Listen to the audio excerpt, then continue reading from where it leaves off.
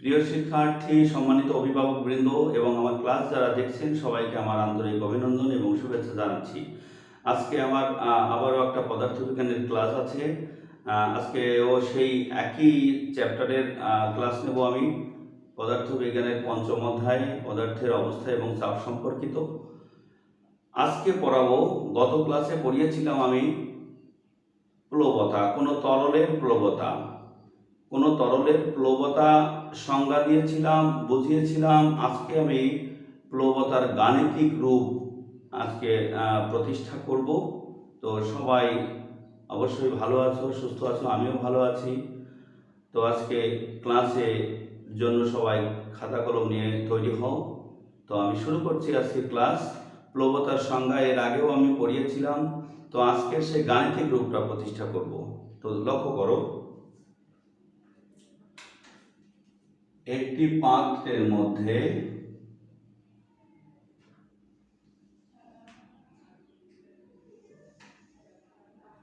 এই একটা পাত্র, এই পর্যন্ত পানি দিয়ে ভরা আছে। এইখানে একটা বস্তু আমি নিমজ্জিত করলাম। বস্তুটা দেখতে এইরকম।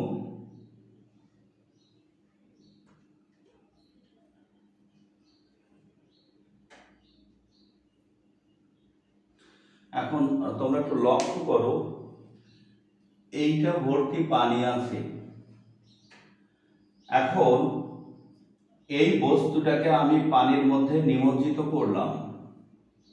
নিমজ্জিত করার পরে আমি দেখো, এই যে বস্তুটার উপরিতল, এটাকে হলো পার্শ্বতল বলে। এগুলো সব পার্শ্বতল। একটা তল, একটা পার্শ্বে কিন্তু চারটি তল আছে। তোমরা জানো একটা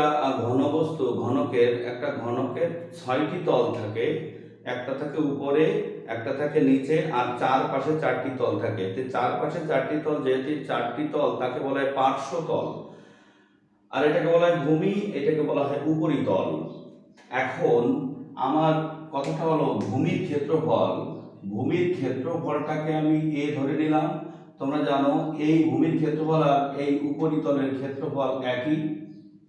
তো একটু লক্ষ্য করো, পানির ভিতরে যখন বস্তুটা দেওয়া আছে, এখানে যে চাপ হবে একই গভীরতায়, এখানে যে চাপ হবে এখানে একই গভীরতায়, এখানে চাপ এখানের চাপ সমান। তার মানে এই দিক থেকে যে চাপ দিচ্ছে পানিতে এই বস্তুটার পার্শ্বতলের উপরে, এদিক থেকে যে চাপ দিচ্ছে এই চাপগুলো সমান। তাহলে পার্শ্ব চাপগুলো দুইটা যদি সমান হয়, তাহলে এই একটা চাপ আর একটা চাপকে নিষ্ক্রিয় করে দিচ্ছে। তো এই যে চার পৃষ্ঠে 4টা তল আছে, 4টা তল চারদিক থেকে যে চাপটা দিচ্ছে সেই চাপটা নিষ্ক্রিয় হচ্ছে, একটার সাপেক্ষে একটা নিষ্ক্রিয় হয়ে যাচ্ছে। তো এখন আমি দেখব, আচ্ছা, এই পানির উপরিপৃষ্ঠ থেকে এই নিচের তলের গভীরতা আমি ধরে নিলাম h1। এই নিচের পৃষ্ঠের গভীরতা এটা লিখলাম h2। গভীরতা সেন্টিমিটার মিটারে যাই হোক না কেন, আমি ধরে নিলাম এই বস্তুটার উপরিতলের গভীরতা, পানির উপরিতল থেকে গভীরতা কতটুকু, h1 ধরে নিলাম। আর এই বস্তুটার, এটারে অনেক সময় ব্লক বলবে, ব্লক, কোন ব্লকের উচ্চতা, তবে এটাকে ব্লকও বলবে। তো সেই জন্য প্রশ্নে থাকে ব্লক, তোমরা বুঝতে পারবে না, সেই কারণে বলে দিলাম এই বস্তুটাই হচ্ছে ব্লক বলা হয়। তো এখান থেকে এই পর্যন্ত গভীরতা, মানে এই বস্তুটার নিচের তলের গভীরতা h2। তাহলে একটু লক্ষ্য করো, এই যে উপরিতলে এই গভীরতায় চাপটা কত, একটু লক্ষ্য করো। তাহলে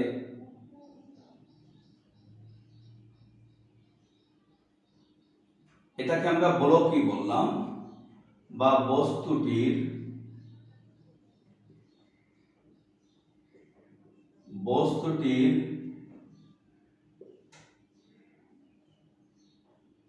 উপরিতলে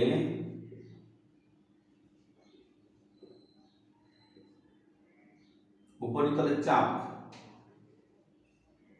কে চাপ দেবে সেটা একটা বিষয়, পানিতে চাপ দেবে, কারণ পানির একটা ওজন আছে। আমি গতকাল বুঝিয়েছিলাম পানির একটি ওজন আছে, সেই ওজনটা এই ক্ষেত্রফলের উপরে গিয়ে পড়ে, তখন চাপ হয়। তাহলে চাপ হচ্ছে আমি h1 গভীরতা, তো এটা তো উপরিতল হচ্ছে h1 গভীরতা, তাহলে p1 চাপ ধরবো আমি, h1 গভীরতা p1 চাপ ধরবো, তখন আমি ধরবো তাহলে এইটার উপরে বল বল প্রযুক্ত হলো F1। এই F1টা হচ্ছে এই এতটুক ক্ষেত্রফলের উপরে, এতটুক ক্ষেত্রফলে কতটুকু এই পানি আছে সেই ইয়েটা, তো এটার ক্ষেত্রফল কত a, এইটা আমরা জানি বল বাই ক্ষেত্রফল। এখানে A1 দেব না, কেন দেব না? কারণ এই উপরিতলের ক্ষেত্রফল আর নিচের তলের ক্ষেত্রফল দুটোই সমান, সেজন্য A1 দেব না, শুধু দেব h1 গভীরতা, আর আছে এর উপরে যে বলটা পানিটা আছে সেটা আছে এই এই গভীরতায় যে চাপটা প্রয়োগ করছে সেই চাপটা এই। এখন একটু লক্ষ্য করো, এখান থেকে আমি পাবো বা F1 সমান সমান কি লিখবো, P1 A। একটু লক্ষ্য করো, আমরা চাপের সূত্র পড়েছিলাম, তাহলে চাপ আমরা তরলের অভ্যন্তরে চাপ কি P1 মানে হচ্ছে H1 rho G, R A তো আছেই, গেল এটা। F1 তাহলে এই বলটা আমরা পাইছি, এই উপরে পৃষ্ঠে বল পেয়েছি। এবার নিচের পৃষ্ঠে চাপ কত, এইখানে চাপটা কত আমরা চাপ জানি। আবার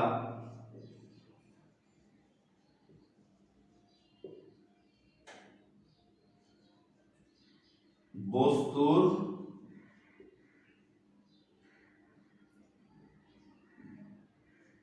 নিচের তলে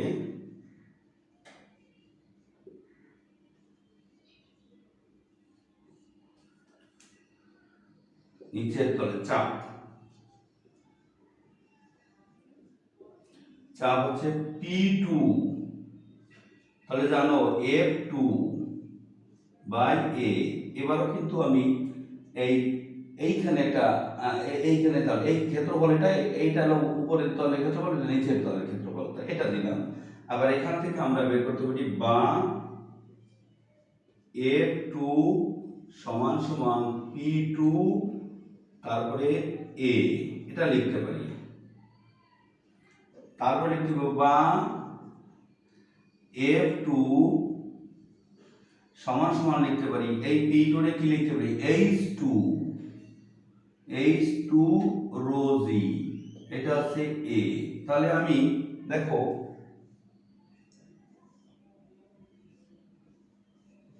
এটা হচ্ছে আমাদের দুইটা আমি বল পেয়েছি, এই উপরে পৃষ্ঠে বল আর এই নিচের পৃষ্ঠে বল। এই নিচের পৃষ্ঠের বলটা কিন্তু ঊর্ধ্বমুখী বল, একটু লক্ষ্য করো, এই F2টা হচ্ছে ঊর্ধ্বমুখী আর F1টা হচ্ছে নিম্নমুখী। তো এই বল দুইটির মধ্যে কোন বলটা বেশি, এখন আমাকে বলছে লব্ধি বল, ঊর্ধ্বমুখী লব্ধি বল। এখন এই দুইটা বলের মধ্যে কোন বলটা বেশি সেটা আমি এখনই বলছি।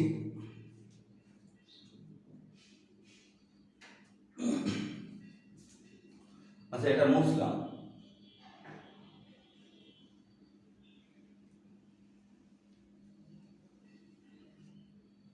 লক্ষ্য করো, তোমরা জানো এই তরলের গভীরতা যত বেশি হয়, তরলের গভীরতা যত বেশি হয় সেখানে চাপ বেশি হয়। তাহলে এইখানের চাপের থেকে এইখানের চাপ বেশি।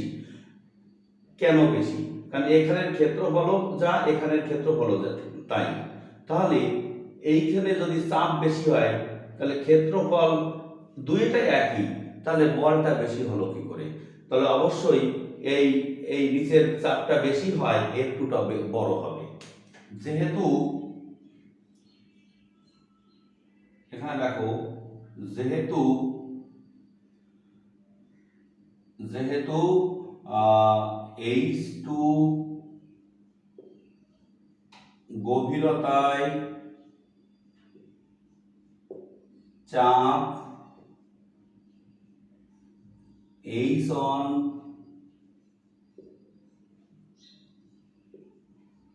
গভীরতা অপেক্ষা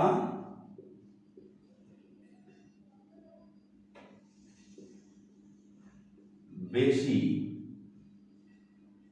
তাই তোমাদের আরেকটু বোঝাই দেই। এই চাপ একটু হলো P1 হচ্ছে F1 বাই A1 এ, তাহলে P2 তাহলে লক্ষ্য করো F2 বাই A, তাহলে P2 গভীরতা H2 গভীরতা যদি চাপ বেশি হয় তাহলে এত, এই দেখো একটু এত, তাহলে এই P1 এটা বেশি, তাহলে এখন বসাই এটা F1 by A, sorry F2 by A, এটা আছে এটা বড় যেহেতু তাহলে এটা বসাই F1 বাই A, তাহলে A উভয় পক্ষে আছে, তাহলে এইটা যদি উভয় পক্ষে যদি একই হর একই, তাহলে আমরা এই দুটো বাদ দিতে পারি, তাহলে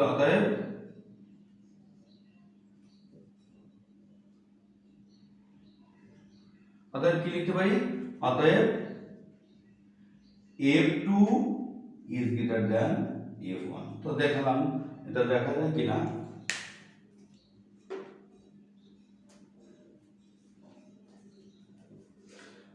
তাহলে আমি বললাম F2 is greater than F1, এর কথাটার অর্থ হচ্ছে তাহলে ঊর্ধ্বমুখী বলটা নিম্নমুখী বলের থেকে বেশি। তাহলে এখন লব্ধি বলটা কি পাবো? আমি আগের দিন বলেছিলাম লব্ধি বল হচ্ছে দুইটি বলের যোগফল। এখন দুইটি বলের যোগফল, একটা বল একটা ভেক্টর রাশি, তো বল একটা ক্রিয়া করছে উপরের দিকে, একটা করছে নিচের দিকে, তাহলে পরস্পর বিপরীতমুখী, তাহলে এদের লব্ধি বলটা হবে এদের বিয়োগফলের সমান। আর যদি একই দিকে ক্রিয়া করে তাহলে লব্ধি বলটা হবে যোগফলের সমান। তো একটু লক্ষ্য করো, তাই লব্ধি বল, তাই F2 is greater than F1, আমি এটা কিন্তু প্রমাণ করে দেখাইছি ওখানে, এটা বোঝার জন্য, এটা লাগবে না আমাদের। তারপরে এটা বলছি, এখন যদি F2 বড় হয় তাহলে আমাদের লব্ধি বলটা, তাহলে এখন লব্ধি বল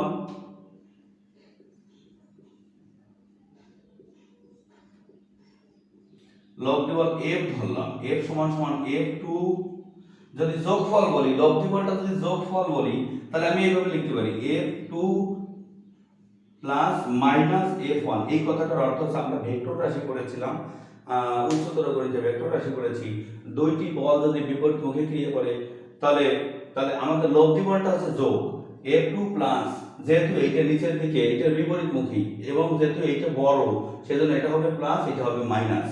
তো লক্ষ্য করো তাহলে কি হলো, F2 মাইনাস F1 হয়ে গেল। এখন এই মানটা বসো, আমরা আগে পেয়েছিলাম F2 সমান সমান কি পেয়েছিলাম, H2 রো জি A, ঠিক আছে, মাইনাস এটা পেয়েছিলাম H1 রো জি A। আচ্ছা এখন আমরা কমন নেব, কি কমন নেওয়া যায়, row A row G, A row G, এটা কমন নিলে থাকে কি H2 মাইনাস H1।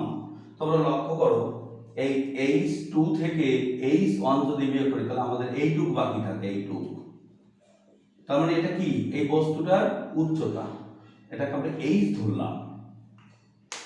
তাহলে আমরা H2 থেকে পুরো এখান থেকে এইটুকু যদি বিয়োগ, এখান থেকে এইটুকু যে দূরত্ব সেখান থেকে যদি এখানে দূরত্বটা বিয়োগ করি তাহলে থাকবে এই বস্তুটার উচ্চতা। তা আমরা সেই বস্তুটার উচ্চতা দেব, অতএব F সমান সমান এখানে H, এটার পরিবর্তে লাগবে H A রো জি। এই হচ্ছে প্লবতার গাণিতিক রূপ।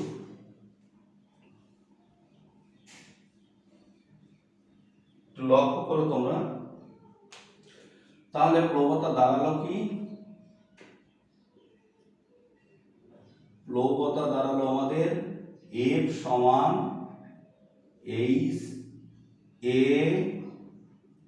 রো জি। এইখানে এই এটা তো জানো কি, এইচটা হচ্ছে এটার উচ্চতা পেয়ে গেছি, ওই রোটা হচ্ছে যেহেতু পানির মধ্যে আমি নিমজ্জিত করেছি, এটা হচ্ছে পানির ঘনত্ব, আর এটা অভিকর্ষ তরল, এটা যে তরলটা হবে এখানে, যে তরল কেরোসিন নিলে এই রোটা হবে কেরোসিনের ঘনত্ব, আর জিটা তো জানোই, আর এটা হচ্ছে এই বস্তুটার নিচের তল এবং উপরের তলের ক্ষেত্রফল, আর এটা হচ্ছে এই বস্তুটার উচ্চতা।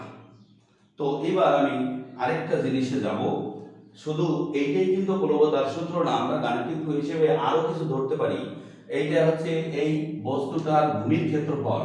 ভূমির ক্ষেত্রফলের সাথে যদি উচ্চতা গুণ করা হয় তাহলে তোমরা জানো যে ভূমির ক্ষেত্রফলের সাথে উচ্চতা গুণ করলে ওই বস্তুটার আয়তন পাওয়া যায়। যেহেতু এই বস্তুটা ঘনক আকৃতির, সেজন্য দৈর্ঘ্য গুণ প্রস্থ, আমি ভূমির দৈর্ঘ্য ভূমির প্রস্থ এটা হচ্ছে ক্ষেত্রফল, এর সাথে যদি উচ্চতা গুণ করি তাহলে আমাদের কি বেরোবে, ওই বস্তুটার আয়তন বেরিয়ে যাবে। তাহলে আমি এইটারে ভি এইচ আর এ মানে ভূমির ক্ষেত্রফল গুণ উচ্চতা মানে বস্তুটার আয়তন পেয়ে যাব ভি রো জি। এখন একটু কথা শোনো, এই ভিটা যদি বস্তুর আয়তন হয় আর এই রোটা যদি পানির ঘনত্ব হয়, তা দুইটা জিনিস একসাথে তো থাকতে পারে না। সেই কারণে এই ভির আয়তন, এই বস্তুটার আয়তন মানে হচ্ছে এই বস্তুটা কতটুকু পানি অপসারণ করলো তার আয়তন। তাহলে আমি এখন একই পদার্থ নিয়ে যেতে পারি, একই, তাহলে পানি যদি ধরি, পুরোটা পানি ধরি, তাহলে এইটা নেব বস্তু কর্তৃক অপসারিত পানির আয়তন। হ্যাঁ, এখানে যদি কেরোসিন থাকে তাহলে বলবো বস্তু কর্তৃক অপসারিত কেরোসিনের আয়তন। তো এবার একটু লক্ষ্য করো, তাহলে আমার এইটা হচ্ছে বস্তু কর্তৃক অপসারিত পানির আয়তন ভি রো জি। এটাও কিন্তু আমাদের প্লবতার সূত্র। তাহলে আমাদের সূত্রটা হলো এইটা, যদি প্লবতার সূত্র আরো একটা আছে একটু লক্ষ্য করো, আমরা এইটা জানি পানির ঘনত্ব হচ্ছে রো সমান সমান হচ্ছে এম বাই ভি। এখন এম সমান সমান কি লেখা যায়, এম সমান সমান হচ্ছে রো ভি। তো লক্ষ্য করো এবার, তাহলে আমি এই রো ভির পরিবর্তে আমি এম বসাতে পারি। এটা হয়ে যাবে কার ভর, পানির ভর, এই পানির আয়তন, এই যে অপসারিত পানির আয়তন বলছি, এই বস্তু কর্তৃক অপসারিত পানির আয়তন ভি ধরেছি। তাহলে যতটুকু পানি অপসারণ করেছে সেইটা ভর যদি এম হয় আর পানির ঘনত্ব জানি, তাহলে এইটা হচ্ছে, এইটার পরিবর্তে লিখতে পারি আমি এই এম জি। এইটা হচ্ছে বস্তু কতটুকু, তোমরা জানো এমজি হচ্ছে ভর গুণ অভিকর্ষ ত্বরণ হচ্ছে যে কোনো বস্তুর ওজন। এখন তোমরা লক্ষ্য করো যে এই রো ভির পরিবর্তে এম লিখেছি, তাহলে প্লবতা আরেকটা গাণিতিক রূপ দাঁড়ালো এমজি। এই কথাটার অর্থ হলো বস্তু কর্তৃক অপসারিত পানির ওজন।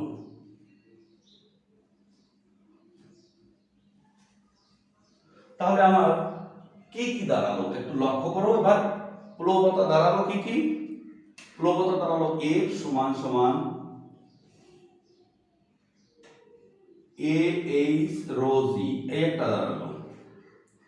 এইটা পরিবর্তে লিখলাম, এইটার পরিবর্তে আয়তন লিখলাম ভি রো জি, এটা দাঁড়ালো। এটার পরিবর্তে লিখলাম এই ভি রো পরিবর্তে বসালাম এম জি। এই এম জি কথাটার অর্থ হলো বস্তু কর্তৃক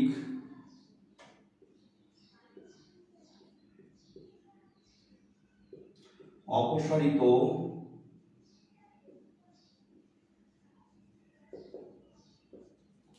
পানির ওজন।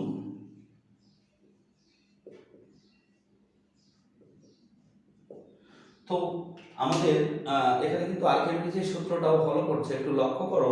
আমাদের বলা ছিল আর্কিমিডিসের সূত্রে কোনো বস্তুকে কোনো তরলের মধ্যে নিমজ্জিত করলে এটি কিছু ওজন হারায়। তাই এই হারানো ওজন ওই বস্তু কতটুকু পানি অপসারণ করলো সেই ওজনের সমান। তাহলে দেখো বস্তু এতটুকু পানি অপসারণ করছে ভি আয়তন, তাহলে ভি আয়তন পানি অপসারণ করলে এটা পানির ঘনত্ব, তাহলে ভি আয়তন পানির আয়তন কতটুকু আয়তন অপসারণ করছে সেইটুকু গুণ হচ্ছে পানির ঘনত্ব গুণ করলে পানির ভর পাওয়া যায়। তাহলে এইটা হচ্ছে অপসারিত পানির ভর, এর সাথে জি গুণ করলে হয় বস্তু কর্তৃক অপসারিত পানির ওজন। তো এটা পানির কথা ধরেছি, যদি কেরোসিন হয়, গ্লিসারিন হয়, যে কোনো তরলের কথা, তখন আমরা সেই তরলের কথা বলবো। তখন আবার ঘনত্বও কিন্তু আমাদের সেই তরলের ঘনত্ব আসবে, সেই তরলের ঘনত্ব আসবে। তো আমাদের আজকের এই ক্লাসটা এই পর্যন্ত। তো শিক্ষার্থীরা, আজকের ক্লাসটা অত্যন্ত গুরুত্বপূর্ণ। এই থিওরি দিয়ে আমাদের অঙ্ক করতে হবে, ম্যাক্সিমাম অঙ্কই আমাদের এই চ্যাপ্টারে এই থিওরি দিয়ে করতে হবে। তো তোমরা খুবই যত্ন করে আমার এই ক্লাসটি লক্ষ্য করবে, বারবার দেখবে, তাহলে অবশ্যই তোমরা এই প্লবতা সম্পর্কিত বা আর্কিমিডিসের সূত্র সম্পর্কিত কোনো সমস্যার সমাধান করতে তোমাদের আর বেগ পেতে হবে না। তো সবাই সুস্থ থাকো, ভালো থাকো। আর আমার এই চ্যানেলটি সাবস্ক্রাইব করার জন্য অনুরোধ জানাচ্ছি। যারা সাবস্ক্রাইব করেছে তাদেরকে অসংখ্য ধন্যবাদ। আর তোমরা অনেক অনেক শেয়ার করবে আমার ভিডিওটি, যাতে তোমাদের বন্ধুরা অবশ্যই পেতে পারে এবং উপকৃত হতে পারে। তাই সবাইকে আবারও ধন্যবাদ জানিয়ে আমার আজকের ক্লাস শেষ করছি।